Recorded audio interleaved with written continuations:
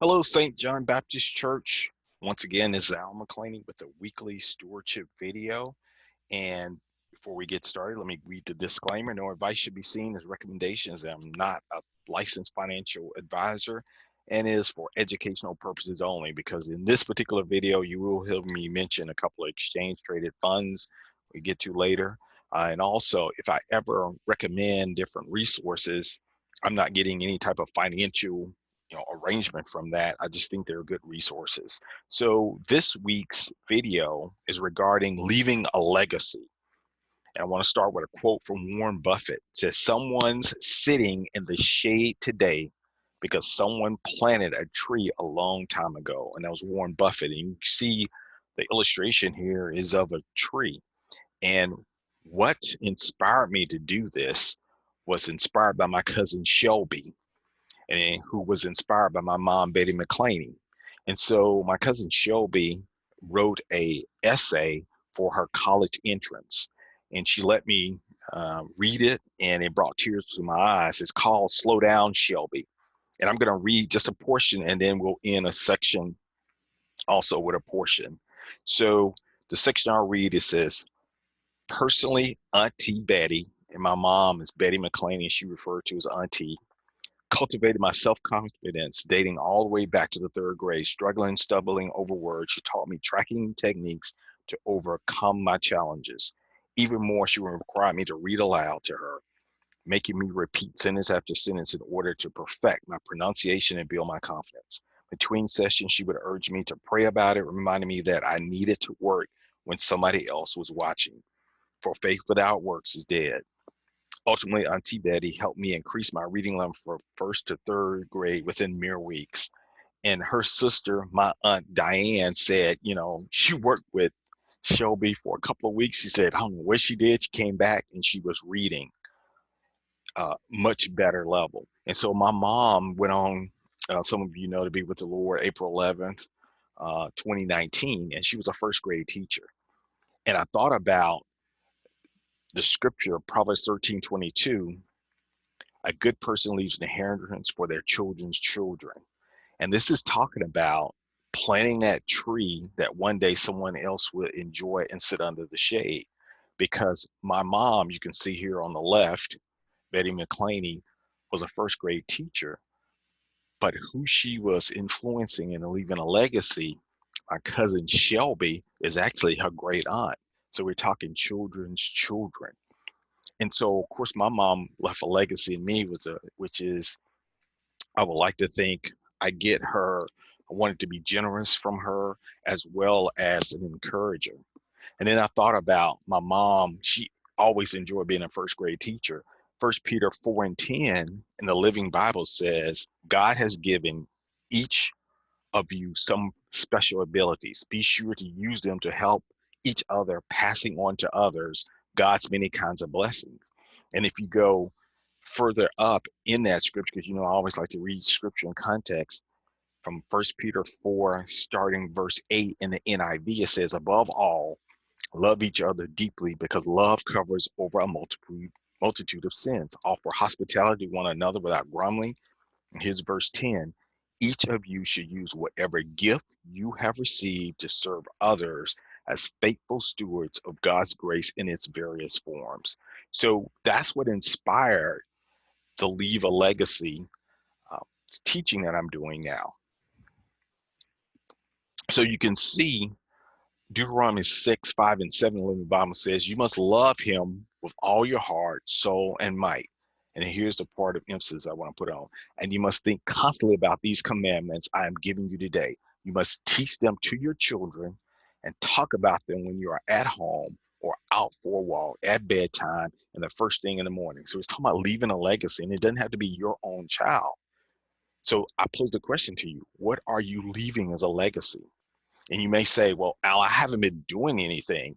And I love this Chinese proverb. It says the best time to plant a tree was 20 years ago. The second best time is now.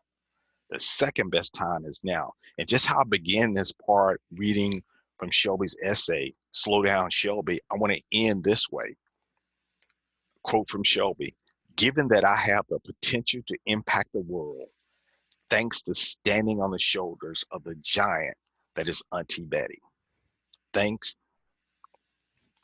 to standing on the shoulders that is Auntie Betty.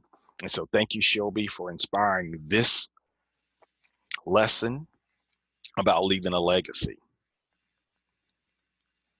So I always want to give you resources. There's a great resource that Dave Ramsey has done a couple of years ago calling The Legacy Journey. That's by Dave Ramsey. The Treasure Principle by Randy Alcorn gives you a way of thinking where you're thinking of eternity in mind when you're living day to day. And we've used this book at St. John Church. Randy Alcorn, in fact, Pastor Davis has preached from it. And then I want to look at another resource, which is more of a practical book that talks about setting your house in order. And that's talking about wills and estates and a checklist.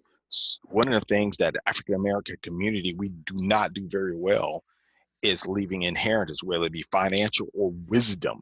So it needs to be a balance of both, because one without the other can lead to frustration or disaster. Let's say, for instance, you leave an inheritance of finances, but no wisdom on handling it, then that most likely will harm that person receiving the financial blessing because they don't have the wisdom to handle it.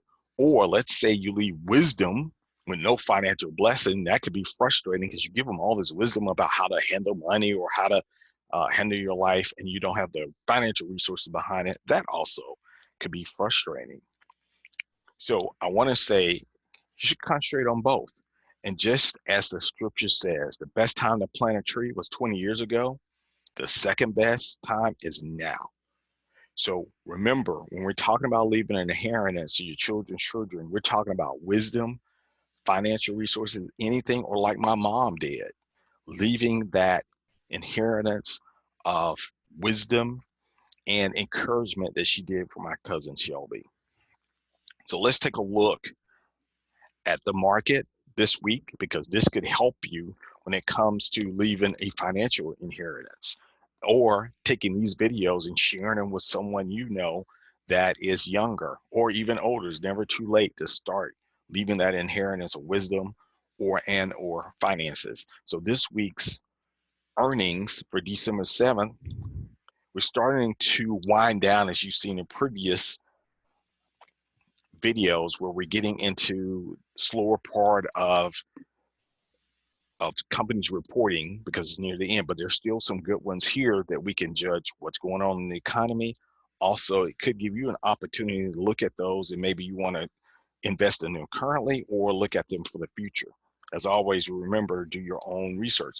Toll Brothers, that's in the area of real estate, housing market, and that has been on fire, meaning the housing market.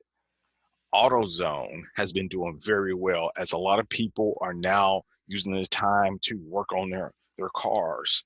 H&R Block usually is a good one as we start to get ready to go into tax season. We're at the end of the year. Thor Industries took off. It was in the recreational vehicle. A lot of people during the pandemic start using those. We heard a lot of stories of doctors, because they didn't want to take the chance of exposing their family to COVID, they were buying these or renting these. Restoration Hardware has been another great investment, as a lot of people using the time to work on their home. Campbell's Soup is the discretion. More people are eating from home. Adobe is a technology play. Costco, because a lot of people, toilet paper, paper towels, cleaning products, are buying them in bulk from Costco. So there are several good companies that give us not only an indicator of what's going on in the economy, but could be companies you want to look at investing in. And speaking of which, last week we checked in on Dr. Copper. And just a quick review, copper is a good indicator of how the economy is doing, and we use copper futures to look out to see what the economy may be looking like in next year. And we hit the low of this year, as we said last week's video, but now copper, and this is hashtag HG or /HG, These are futures, and you can see it's been steadily increasing, and we've hit a high at the end of this trading week of copper. That could be an indicator, and nothing, of course, is guaranteed because only God knows the future, but this is an indicator that the market feels the economy is going to be doing well in the future, possibly next year. Copper is associated when it comes to building homes, and also so much copper goes into cars. So that's a good indicator of going forward. Here's a couple of ideas you may think of. Again, disclaimer, these are for educational purposes only, but use these to generate a thought process and looking at. And one of the, I'm going to give you 3 ideas. Do your own research, talk to who you trust as a financial advisor, but these are what I was think maybe long-term investments that you just put this money here and just let it sit. Don't pull it in and out. This may be like a 5-year time frame, 5 to 10 years. So this is an exchange traded fund called GPTC. It's actually a trust. And this, you've been hearing about Bitcoin coin, which is an electronic currency. This is a way to play Bitcoin that may not be as volatile, but you can see how it's been steady rising. And this is now at $24 was the high. It closed about $23 and some change on Friday. But this may be one that you're looking at Bitcoin to continue to grow as more and more people are using it to transact business. And that's GBTC. Here's another one that could be a long-term play. This is an exchange trade funding called JETS, Jets. And this has to do a lot with the airline industry. And notice how it hit that low earlier this year to $12. Now it's steady rising. I went back several years to look at this. And back in 2019, the high was $32.03 and $32.30. It's right now, it closed about $23.51. So there is some potential for it to rise. And of course, this would be something you just stick out there in looking at the recovery of the airlines.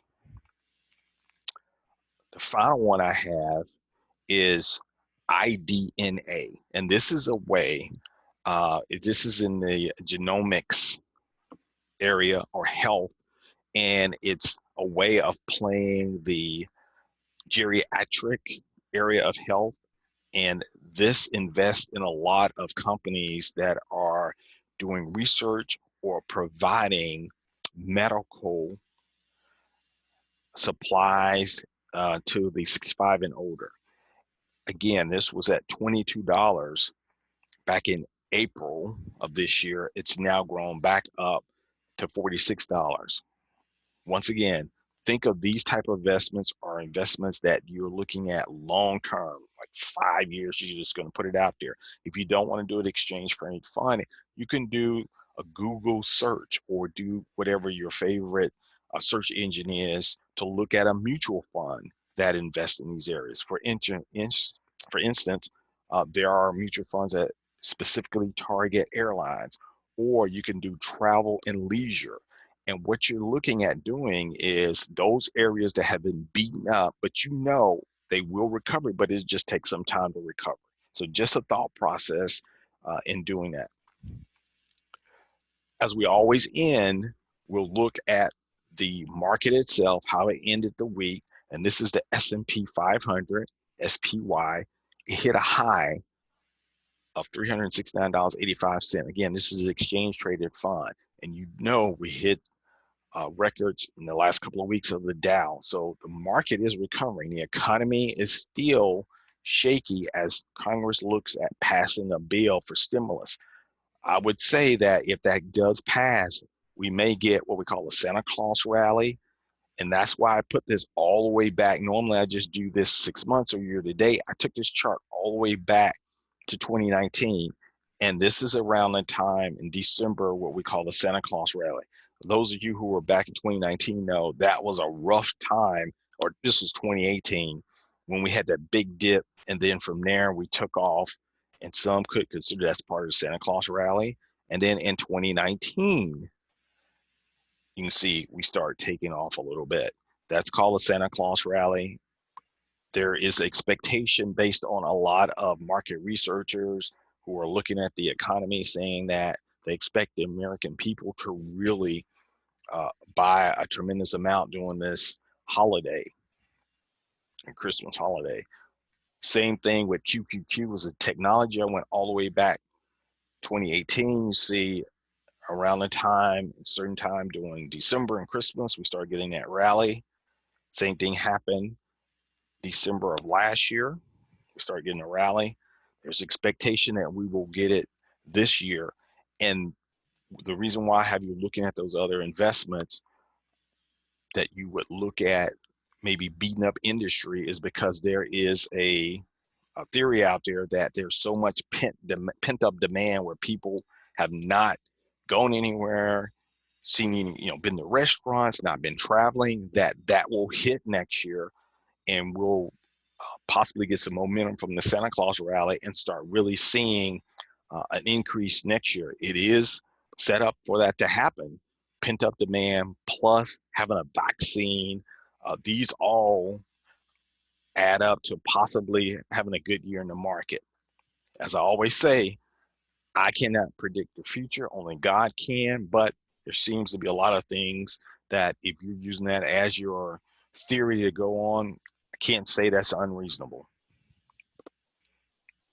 Last thing I'll point out, I always post these on YouTube. You can do a search under Al McClaney and you see all of the previous videos that have been put out there. It'll also, you can set up an alert so that when I do set up a new video, you'll be alerted. Usually I do these on Saturday, but lately, because holidays and such, it's been on Sunday, but usually that's the latest I'll do and post a new video. So as always, remember that we are the stewards or managers and God is owner. And I'll give a shout out to my pastor who wished me a happy birthday, as he always does, not just me, but everyone in December. But I always remember to keep a good spirit. And we'll see you next week, St. John.